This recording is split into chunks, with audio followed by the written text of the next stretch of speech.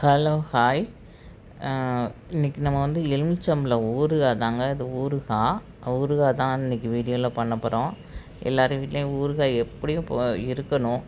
எல்லா காய் பொரியல் வறுவல் பண்ணாலும் ஊறுகாய் எல்லாருக்கும் தேவைப்படும், எல்லாருக்கும் பிடிக்கும் கூட. நம்ம வீட்டிலே எப்படி சிம்பிளாக ஊறுகாய் பண்ணுறதை பார்க்கலாம்.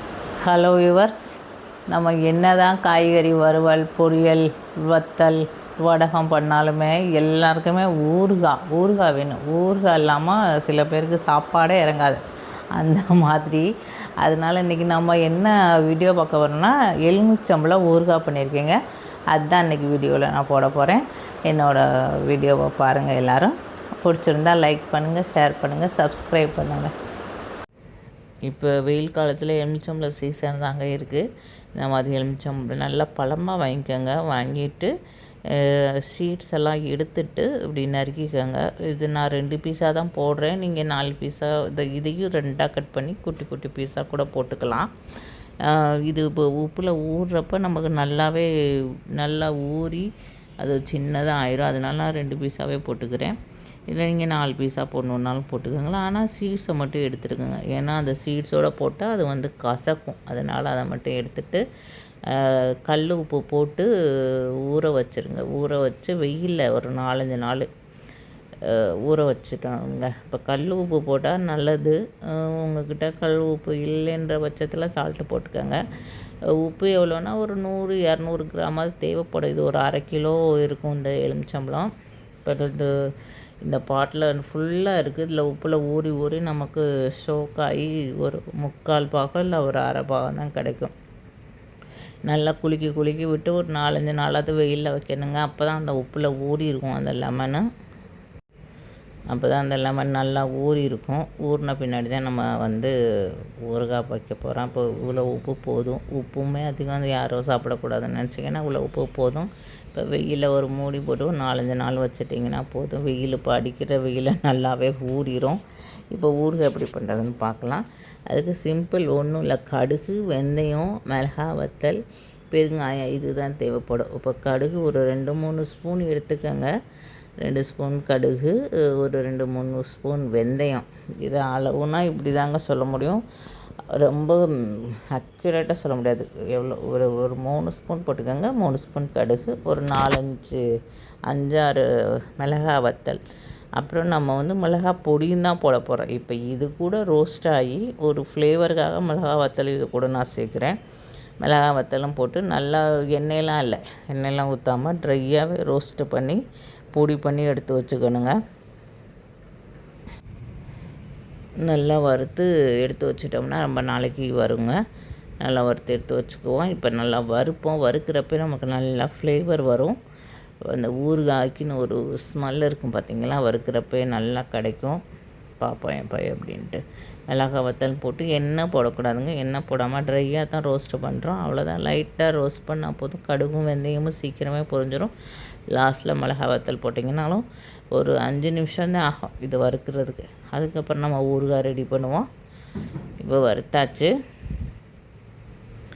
அவ்வளோதான். அப்படி வறுத்த பின்னாடி ஊறுகாய் எப்படி பண்ணுறதுன்னு பார்க்கலாங்க. ஊறுகாய்க்கு வந்து நல்லெண்ணெய் தான் நம்ம சேர்க்க போகிறோம்.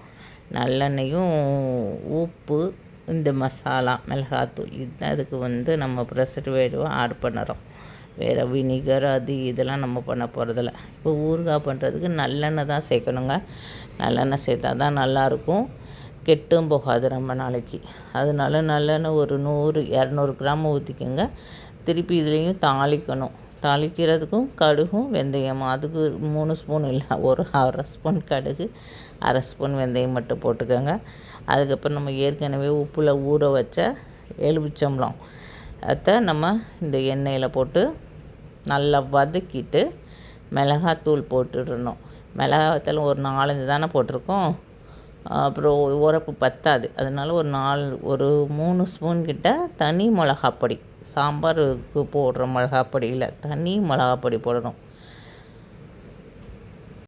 சாம்பாருக்கு போடுற மிளகாப்பொடி இல்லாமல் தனி மிளகாப்பொடி போட்டுட்டு, அப்புறம் இந்த ஊற வச்சுருந்த லெமனையும் போட்டுட்டு பார்த்திங்களா, லெமன் இவ்வளோ தான் நமக்கு ஆயிருக்கு. நல்லா உப்பில் ஊறி உள்ளே வரையும் போயிடுச்சு. அரை தான் ஆயிருக்கு இப்போ நமக்கு. இப்போ நம்ம இந்த மசாலா எண்ணெய் இதெல்லாம் சேர்த்து பண்ணுறப்ப நமக்கு ஒரு பாட்டில் கிட்ட ஊறுகாய் கிடைக்கும். அநேகமாக ஒரு பாட்டில் கிடச்சிரும். நமக்கு அதுவே 1 மாதம் 2 மாதத்துக்கு தாங்கும். இவ்வளோதான ஒரு லெமன் தான் சாப்பிட போகிறோம். அவ்வளோதான். இந்த இப்போ லெமனையும் போட்டாச்சு. போட்டுட்டு நல்லா கிளறிட்டு இப்போ மிளகாப்பொடி போட்டாச்சு. உப்பு போட்டிருக்கோம். லெமன்லேயே உப்பு இருக்கும்.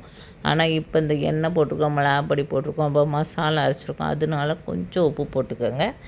கல் உப்பு போடுறதுனாலும் போட்டுக்கோங்க. இப்போ சால்ட்டு தான் நான் போட போகிறேன். இப்போ சால்ட்டு கொஞ்சம் போட்டுட்டு நம்ம வறுத்தோம்ல, வறுத்ததையும் அரைச்சி வச்சுட்டு இது கூட சேர்த்து திருப்பி இந்த எண்ணெய் கூட அது நல்லா கிளறி விட்டுட்டு லாஸ்ட்டில் பெருங்காயம் தூவி இறக்கிற வேண்டியதாங்க. அவ்வளோதான், நமக்கு ஊறுகாய் ரெடி ஆயிரும். இப்போ நல்லா கிளறி விட்டாச்சு. கிளறி விட்டோன்னா இந்த பொடியும் சேர்த்துட வேண்டியதான். நல்லா அந்த மிளகாப்பொடி ரா ஸ்மெல் போகிற வரையும் அந்த எண்ணெய் கூட அந்த லெமன் எல்லாம் நல்லா சேர்ந்து வர வரையும் நம்ம வதக்கிக்கிட்டே இருக்கணுங்க. கொஞ்சம் நேரமாக தான் ஆகும், ஒரு 10-15 நிமிஷம். இந்த பொடி இப்படி தான் இருக்கும். இந்த பொடி ஒரு 2-2.5 ஸ்பூன் தான் இருக்குது. அதனால் நான் ஃபுல்லாகவே சேர்த்துக்கிட்டேன். ஏன்னா அந்த உரப்பு அந்த புளிப்பு அதுக்கெல்லாம் சமப்படுத்தணும்னா அந்த பொடி தேவைப்படும். இந்த பொடி தான் இந்த ஊறுகாய்க்கான டேஸ்ட்டே. அதனால் நான் ஃபுல்லாக சேர்த்தாச்சு. நிறையா இருக்குது வேணால் 3 ஸ்பூன் தானே. 3 ஸ்பூன்லேயே அது டீஸ்பூன் தான், பெரிய டேபிள் ஸ்பூன் கிடையாது. அதனால் நான் ஃபுல்லாகவே சேர்த்துட்டேன். இப்போ பெருங்காயம் சேர்த்துட்டேன். பெருங்காயமும் சேர்த்துட்டு நல்லா வதக்கி விட்டுட்டு இறக்கிற வேண்டியதாங்க. அதுக்கப்புறம் அப்படியே ஆற விட்டுருங்க. சூடாலாம் பாட்டிலில் போட்டு இறக்க வேணாம். அப்புறம் ஒரு 1 ஹவர் அது நல்லா ஆற வச்சுட்டு ஒரு மத்தியானமாக பண்ணிங்கன்னா ஒரு ஈவினிங் போல் அதை பாட்டிலில் ஸ்டோர் பண்ணி வைங்க. ஆற விட்டுட்டு அந்த பாட்டிலையும் நல்லா சுத்தமாக கழுவி அதையும் நல்லா காய வச்சுட்டு எடுத்து வச்சிட்டிங்கன்னா நமக்கு ஒரு 3-4 மாதத்துக்கு கெட்டே போகாதுங்க.